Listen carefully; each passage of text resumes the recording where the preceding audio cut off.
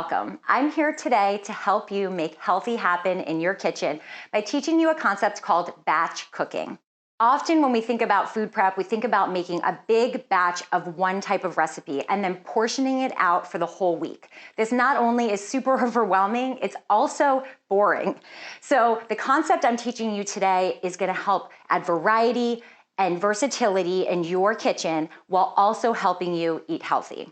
There's 5 key pieces to batch cooking. Number 1 is roasting vegetables. The second is pre-chopping fruits and vegetables for the week. Number 3 is preparing your proteins. Number 4, bulk cooking grains. And number 5, having ready-to-go dressings and sauces to add flavor and variety to your meals. And in the second video, I'm going to show you how to take all of these separate ingredients and put them together to make Nourish Bowls. This will add variety and flavor to your week in minutes. So let's start with concept number 1, cooking vegetables. Today we're going to be roasting vegetables, so you'll preheat your oven to 425. We're going to start with our non-starchy vegetables. I'm using broccoli and peppers. You could use other non-starchy vegetables like carrots, green beans, onions. Cut them into small pieces, and then we're actually going to place them into our bowl to control the amount of oil we put on, but still get the same crunchiness and flavor. Broccoli is going to give us calcium, which is a great addition to any meal. Then we're going to give our peppers a little slice, and I'm going to try to keep the size of my vegetables about the same. That's going to help them cook more evenly. I actually have a bowl of peppers that I've already started, and you can see I've got lots of color here. We're adding in vitamin C to our dishes by using this. We want to add a little bit of olive oil. It's about a tablespoon for every 2.5 cups of vegetables. So now I'm going to toss with my hands to coat the vegetables to make sure that they're nice and covered so that they get brown around the edges and don't stick to my pan. Then I'm going to take my roasting pan and add my vegetables to it. You want to create one flat layer and make sure the vegetables have their own little space on the pan. Next up, we're going to do a separate pan for our starchy vegetables. Starchy vegetables are things like sweet potatoes, butternut squash, and I'm doing them separate from my non-starchy vegetables because they take longer to cook in the oven. So this way it's easy for me to pull out the non-starchy vegetables and leave the starchy ones in there to finish cooking. First, let me chop up my sweet potato. We're going to start by creating a flat surface. This will make it so the sweet potato isn't rolling all over our board as we're trying to cut it. Again, we want to make sure that we're cutting them into even pieces so that everything's going to cook pretty much at the same rate. So I'm going to trim off my edges here. I'm going to cut my sweet potato in half.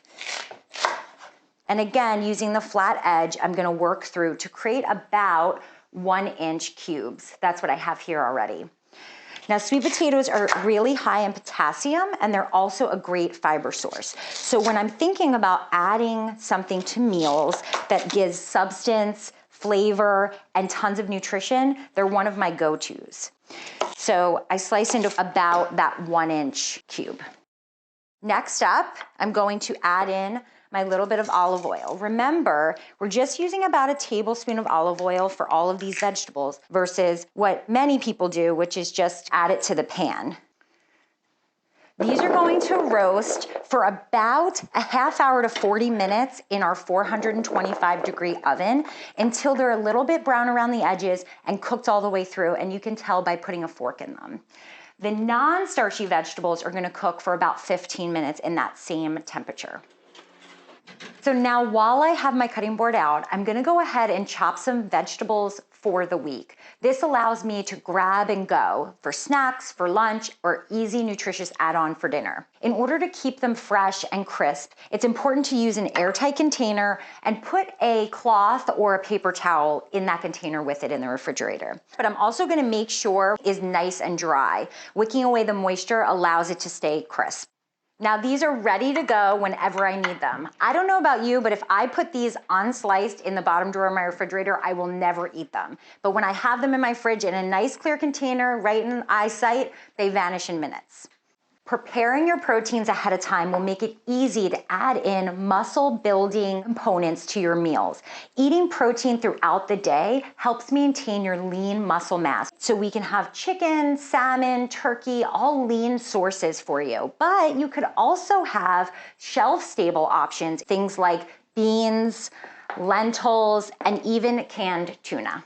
So moving into concept number 4, which is bulk cooking 1 to 2 grains for the week. Different types of grains will have a high fiber option that also helps us feel full for a long period of time.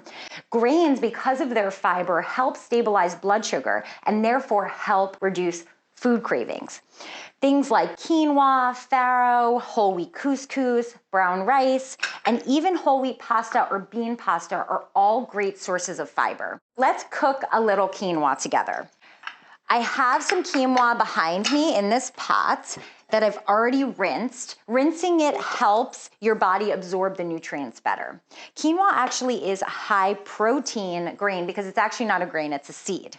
So once it's rinsed, I'm gonna add it into my pot.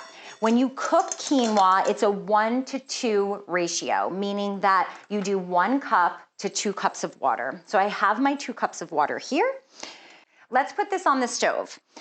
In order to cook my quinoa, I'm going to turn my burner to high and uncovered, let it come to a boil. I'm gonna let it boil until all the water has evaporated off, and then I'm gonna turn the burner off and cover it to let it steam and finish. I find that the way I like quinoa is for it to still have some texture and chew, and this is the best way to cook it to produce that.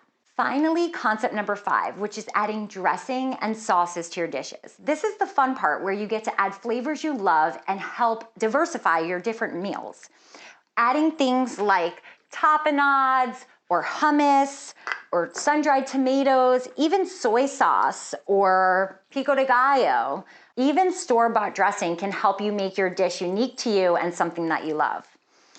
The 5 key batch cooking concepts that we reviewed today are roasting vegetables ahead of time, pre-chopping fruits and vegetables so they're ready to go for you, preparing your protein, bulk cooking 1 to 2 grains, and finally having dresses and sauces ready to go.